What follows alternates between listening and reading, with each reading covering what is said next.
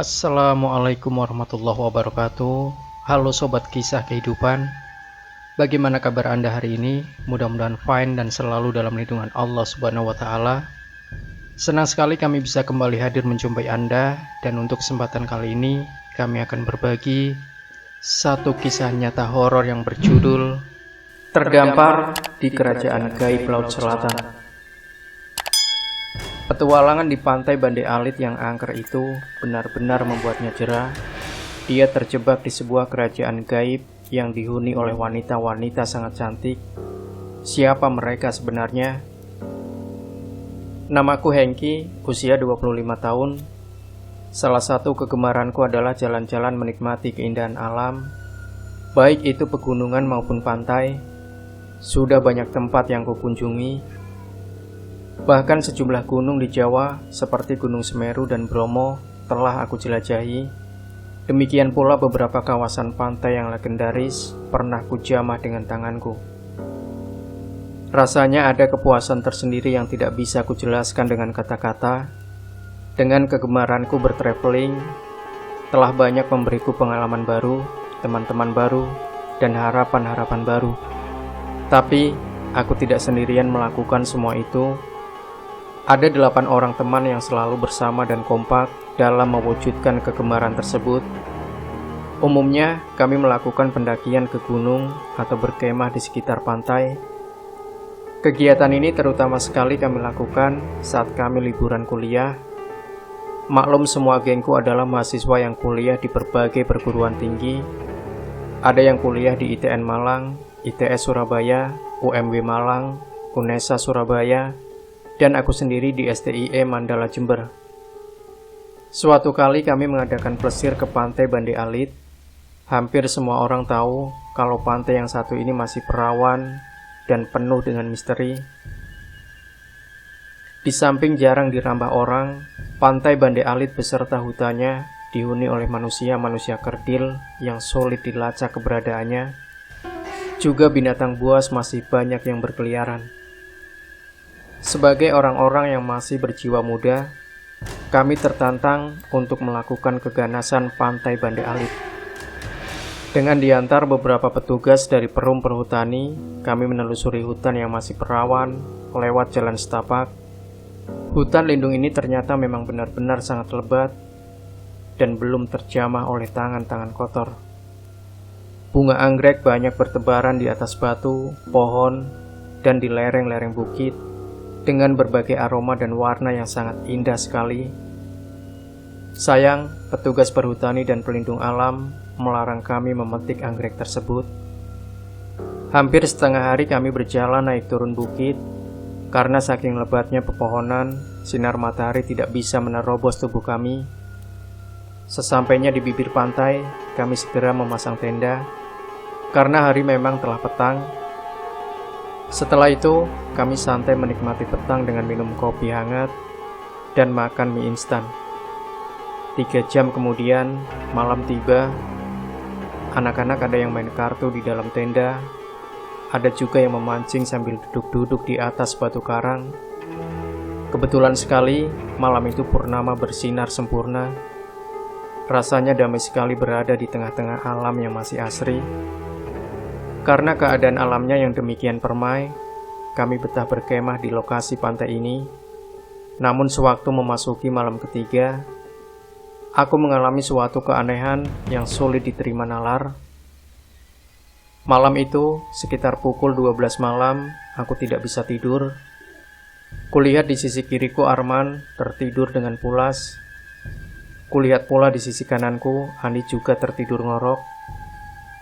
Karena kesal sendirian, perlahan-lahan aku keluar dari tenda.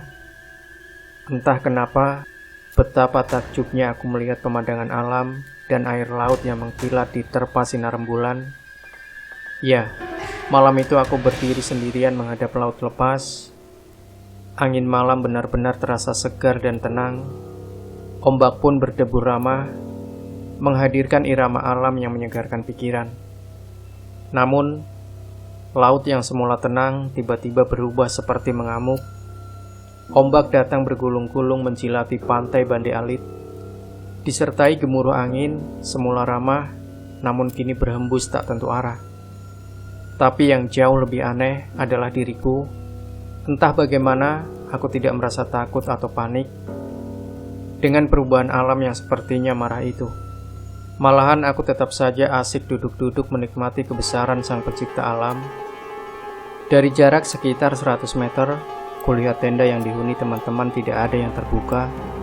Pertanda semua penghuninya masih tetap tertidur pulas. Sementara itu, gulungan ombak yang menghempas pantai semakin mengganas. Bahkan, tiba-tiba suasana pantai jadi mendung dan gelap. Tak ada sinar purnama yang semula permai. Sementara, cahaya yang tampak di pantai itu hanya lampu listrik baterai dari dalam tenda teman-teman yang terlihat berkelap-kelip di kejauhan. Aku sendiri tidak tahu siapa saja yang masih di pantai selain diriku. Namun aku sendiri saat itu tidak memperdulikan hal itu. Yang terpikirkan hanya menikmati malam.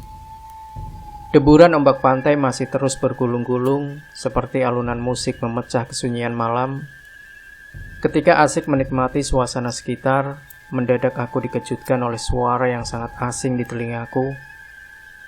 Ya, suara itu seperti langkah kuda yang menarik kereta diiringi gemerincing kelintingan yang biasanya menghiasi leher kuda.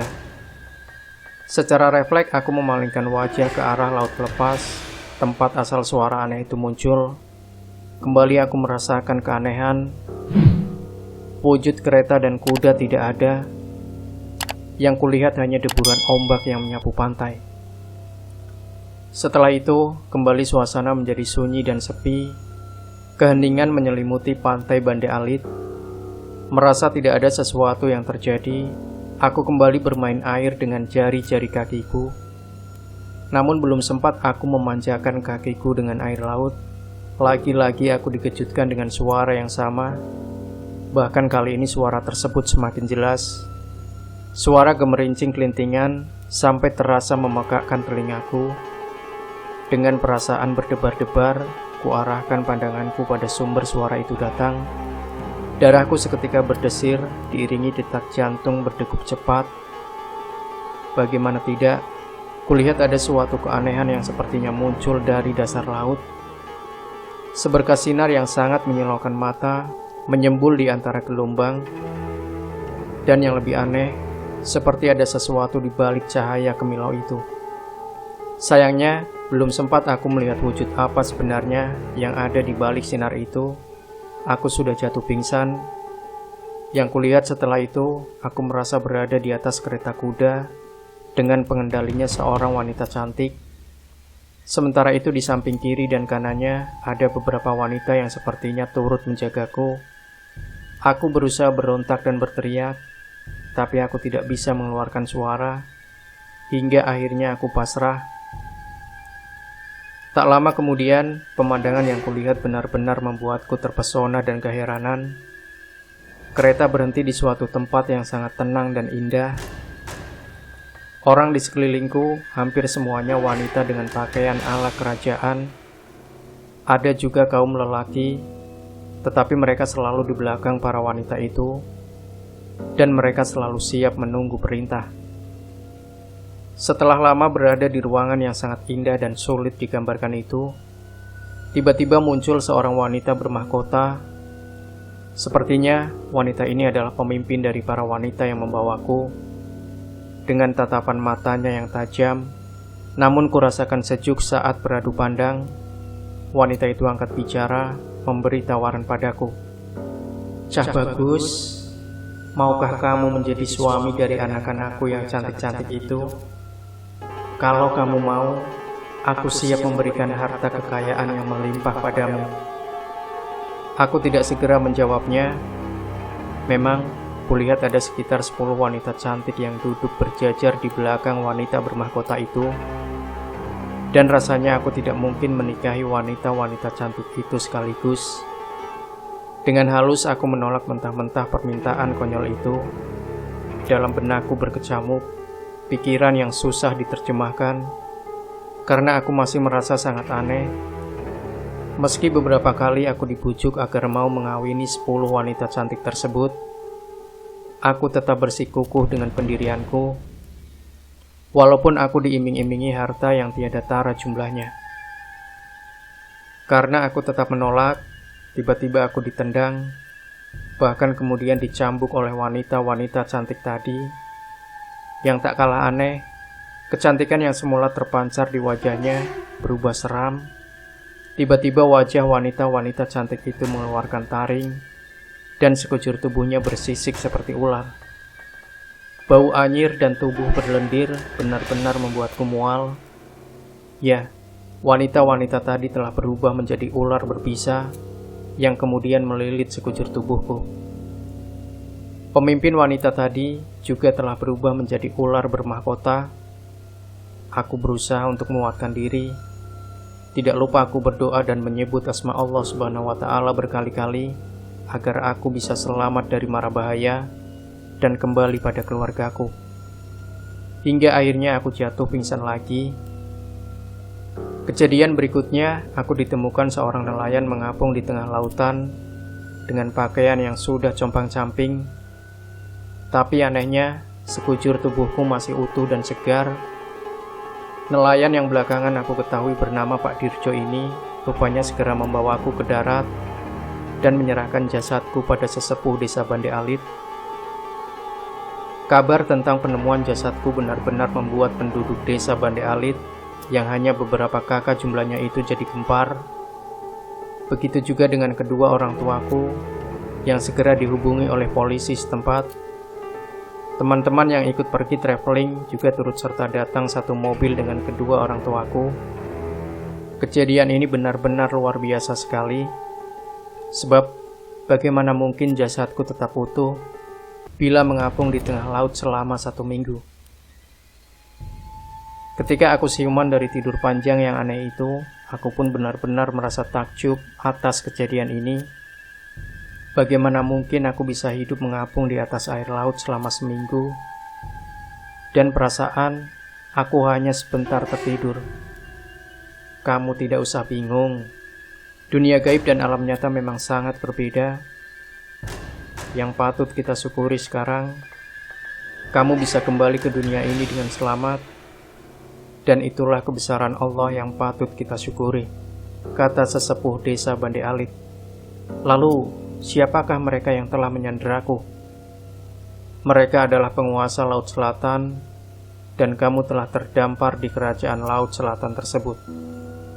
Alhamdulillah, sekarang kamu telah kembali ke dunia nyata. Padahal ibu dan ayahmu, juga semua keluarga kita, telah mengadakan tahlilan hari ke-7. Ucap ibuku dengan linangan air mata. Aku tertegun dan menatap kesedihan ibu. Lalu aku memeluk ibu dengan hangat dan erat. Aku berjanji dalam hati, tak akan membuatnya was-was dan khawatir lagi. Semoga kisah ini bisa kita jadikan sebagai pelajaran. Jangan lupa berikan komentar Anda, like dan share video ini, subscribe channel Kisah Kehidupan, dan kembali nantikan kisah-kisah terbaru dari kami selanjutnya. Sampai jumpa. Wassalamualaikum warahmatullahi wabarakatuh.